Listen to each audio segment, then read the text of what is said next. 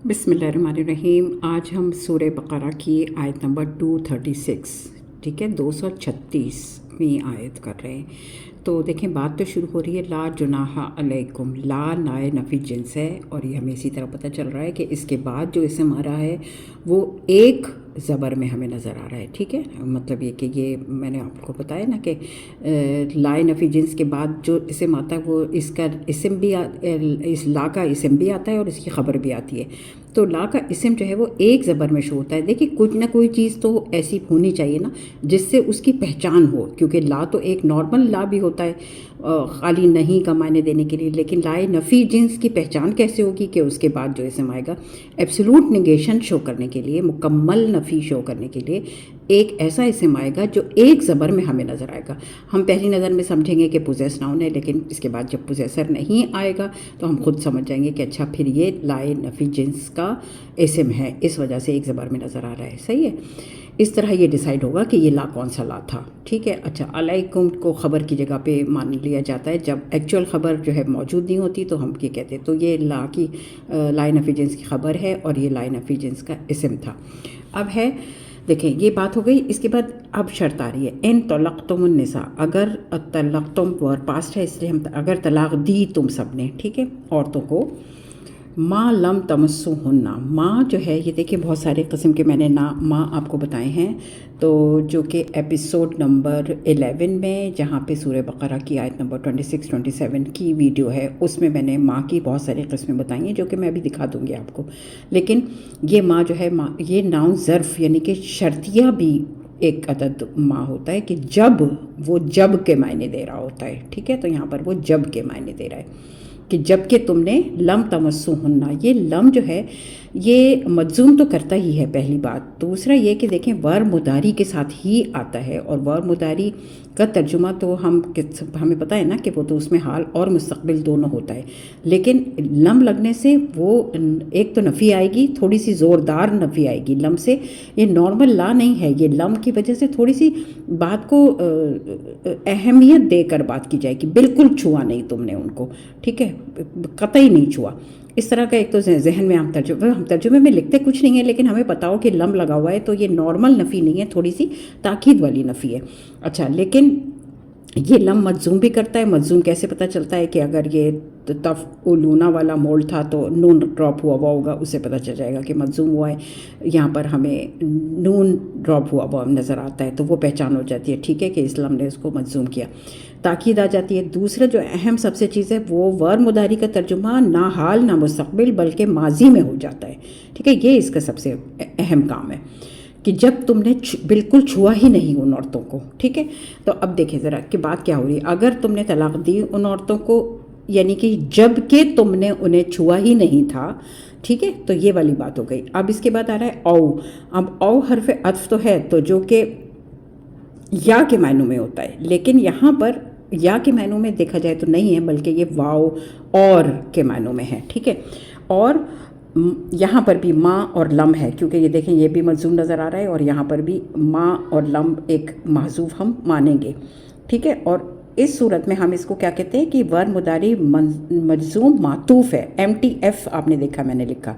मातूफ़ का मतलब क्या है कि ये हम इसको वैसे भी औ या वाव जो भी हम यहाँ पर तसव्वुर करेंगे वो मातूफ़ कर रहे हैं ना, यानी ये लम तमस्सुहुन्ना के साथ ये मातूफ़ है, तो इसलिए हम खुद यहाँ पर माँ लम जो है वो इमेजिन करते हैं कि यहाँ पर भी एक अदद ये नाउन ज़र्फ़ के तौर पर माँ और ये लम तफरीज़ू है, ठीक है। तो ये इस तरह है।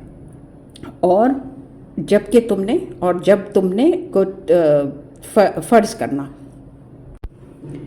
इस लफ्ज़ का देखें रूट वर्ड है फ़ा रॉ और दाद, ठीक है। तो इसका फ़र्ज़ करना, यानी हम उर्दू में तो बहुत आम तरीक़े से फ़र्ज़ करना बोलते हैं ना, लेकिन ये होता है मुकर्रर करना।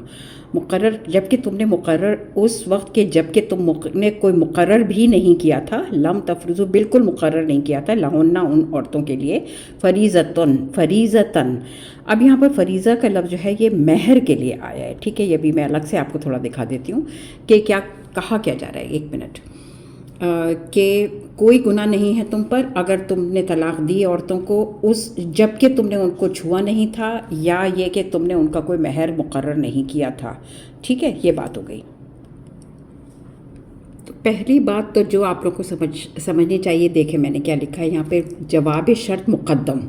मुक़द्दम का क्या मतलब है कि जो पहले आ गया। आमतौर पर क्या होता है, शर्त पहले आती है फिर जवाब शर्त आता है। तो ज़रा इस जुमले को इस तरह पढ़ें, यहाँ से पढ़ना शुरू करें। अगर तलाक दो तुम औरतों को जब कि तुमने उन्हें छुआ नहीं है और ना तुमने उनका महर कोई फ़र्ज़ किया था, तो ला जुनाहा अलैकुम, तो तुम पर कोई गुनाह नहीं है। ठीक है, ये यहाँ तक ये पूरी बात हो गई। देखिए इसके बाद जो है वो वाव से, वाव को वाव इस्तिनाफिया माना जा रहा है। मतलब है कि यहाँ से फिर एक और नई बात शुरू हो रही है। ये एक बात कर दी जिसमें ये था कि औ के बाद क़ैद शर्त मैंने यहाँ पे क्यों लिखा है, ये मैं पूरी चीज़ आपको यहाँ समझाती हूँ। ये देखें, पहले तो ये देख लीजिए, शर्त से पहले जवाब शर्त आया हुआ है और क़ैद शर्त भी आई हुई है। कैसे, ला जुनाहा जो है ये वो जवाब शर्त है, और मा लम तमस्सुहुन्ना ये जो है ये क़ैद शर्त है कि तुमने उनको तलाक़ दी है, कि ये उसकी क़ैद है, क़ैद शर्त है कि तुमने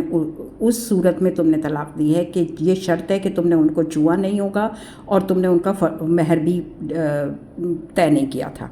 ठीक है, तो इसको हम कहेंगे कि एक तरह से ये था ना जवाब शर्त कि कोई गुनाह तुम पर नहीं है, लेकिन क्या है, उस शर्त के साथ ये एक पाबंदी है, क़ैद शर्त है कि उस सूरत में बशर्त ये कि तुमने उनको छुआ ना हो और तुमने कोई महर भी मुकर्रर ना किया हो। तो इस बात को मैंने यहाँ पे इस तरह लिखा है। ठीक है, एक तो शर्त से पहले जवाब शर्त आया और दूसरे साथ में एक क़ैद शर्त यानी एक ख़ास कंडीशन भी बताई गई है जो ज़रूरी है।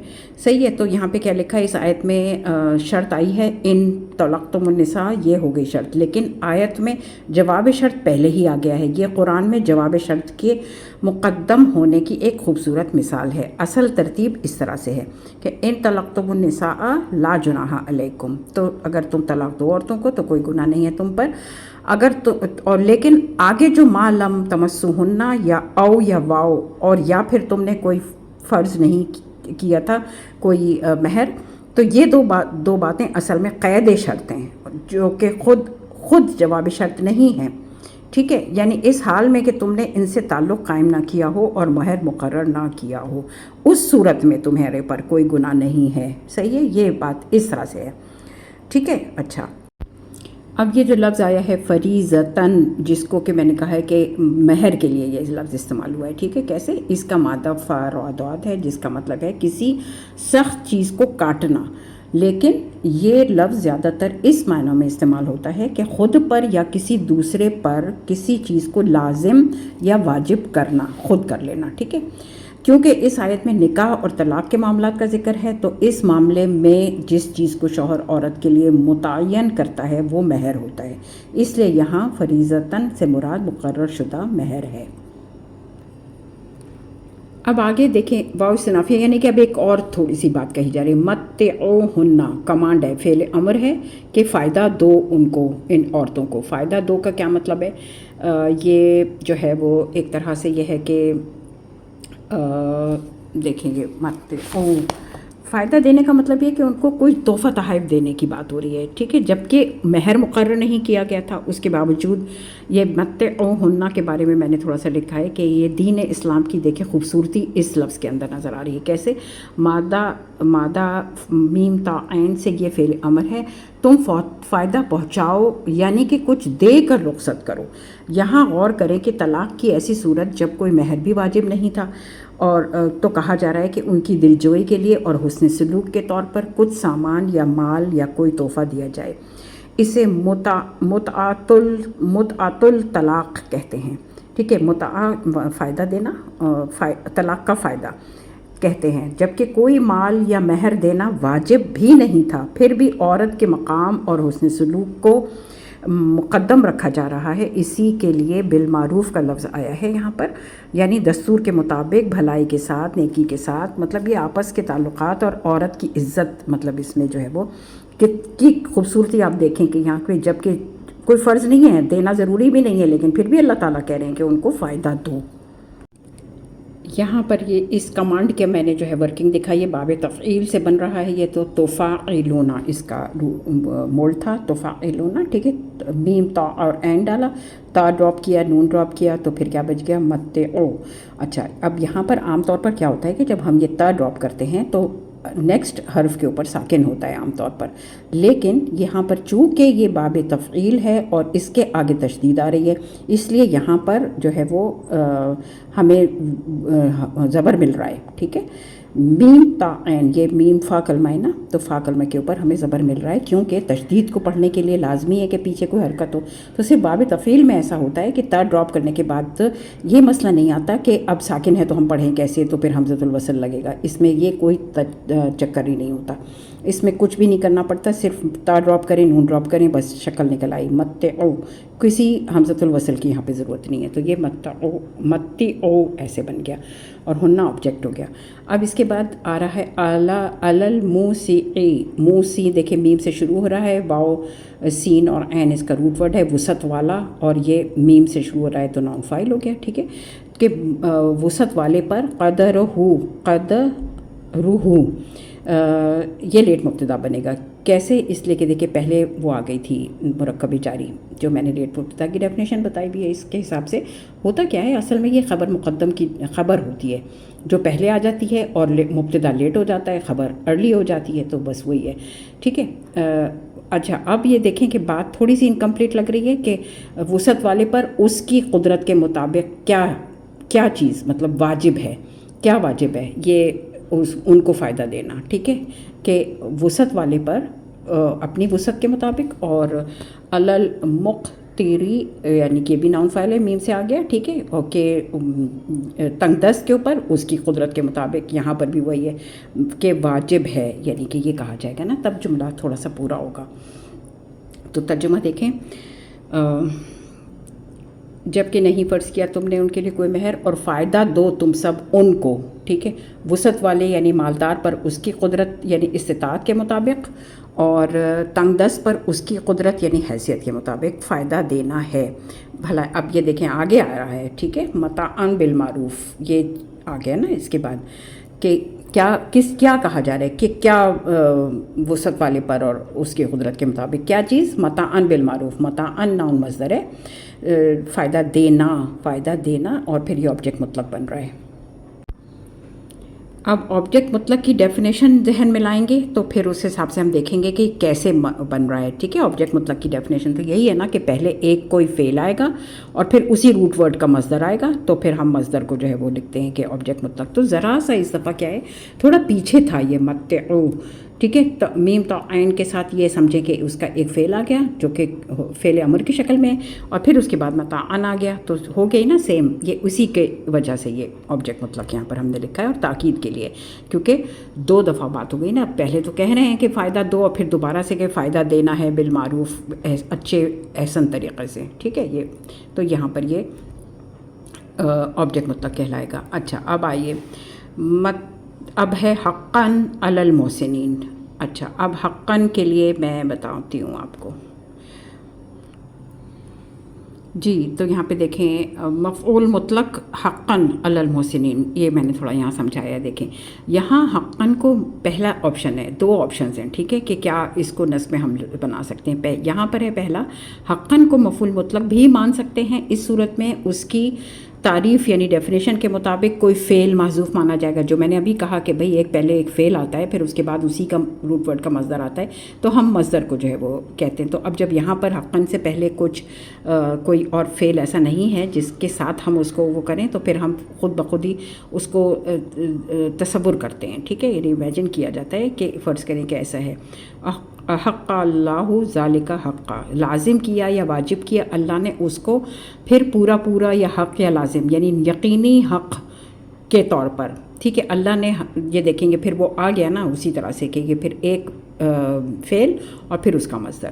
اسی طرح یا پھر یہ ایسے ہو سکتا ہے احقہ، میں نے پختہ اور یقینی قرار، میں پختہ اور یقینی قرار دیتا ہوں. حقاً علی المحسنین، پختہ اور یقینی کیا، یہی کہ یہ چیز دو دفعہ جب آئے گی اور تاکید کی نیت کے مقصد سے آئے گی، تو پھر اس کو اسی طرح ترجمہ کریں گے، میں اسے پختہ اور یقینی قرار دیتا ہوں محسنین پر. تو یا تو یہ دو آپشنز ہیں کہ ہم پہلے کوئی فعل वहाँ पर महज़ूफ़ मान लें, ठीक है। तो सेकंड ऑप्शन जो निस्बतन आसान है, इसको ऐसे ले सकते हैं, इसे मफ़ूल लाह, यानी मफ़ूल लाह क्या होता है, रीज़न जो बता रहा होता है। तो हमारी समरी बुक के हिसाब से और हमारे कोर्स के हिसाब से उसको रीज़न फॉर एक्शन कहते हैं इंग्लिश में, वरना ये मफ़ऊल लाह है।